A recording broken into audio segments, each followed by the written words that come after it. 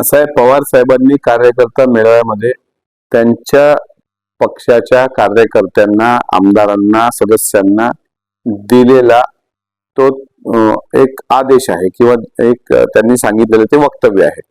आता त्या वक्तव्याला वेगळे अन्वयार्थ निघतात. त्यांनी संधी साधून नेमकं कोणाला म्हटलं तर ते नाव घेऊन म्हटलेलं नाही.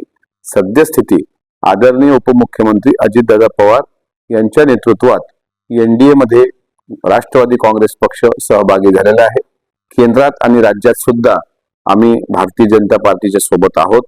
आम्ही लोकसभा एकत्र लढवल्या, विधानसभा एकत्र लढवल्या, आगामी स्थानिक स्वराज्य संस्था सुद्धा एकत्र लढण्याच्या आम्ही तयारीत आहोत. त्यामुळे आदरणीय पवार साहेबांनी काय वक्तव्य करावं हा त्यांचा अधिकार आहे. अनेक वर्ष त्यांनी महाराष्ट्रामध्ये, देशामध्ये राजकारण केलंय. ते ज्येष्ठ नेते आहेत, त्यावर काही आम्ही वेगळं बोलणार नाही. पण यापूर्वी सुद्धा असे अनेक प्रयोग झाले. पुलोतच्या सरकारच्या वेळेस प्रयोग झाला किंवा अलीकडे महाविकास आघाडीचा सरकार स्थापन होत असताना उद्धव साहेबांच्या पक्षाची विचारधारा आणि काँग्रेसची विचारधारा ही टोकाची विरोधाची विचारधारा असताना सुद्धा आदरणीय साहेबांच्याच नेतृत्वात त्या ठिकाणी एकत्र महाविकास आघाडीचं सरकार स्थापन झालं. मात्र त्यावर आता अधिक भाष्य न करता त्यांनी त्यांच्या कार्यकर्त्यांना काय संबोधित करावं हा साहेबांचा स्वतंत्र अधिकार आहे.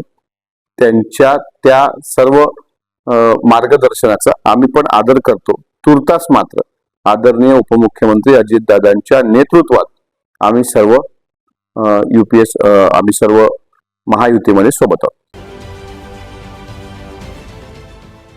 देश विदेशातील प्रत्येक घडामोडींचे लाईव्ह अपडेट मिळवण्यासाठी आता साम टीव्हीच्या सर्व सोशल मीडिया प्लॅटफॉर्मला लाईक, फॉलो आणि सबस्क्राईब करा. तसंच सर्व नोटिफिकेशनसाठी बेल आयकॉन प्रेस करायला विसरू नका.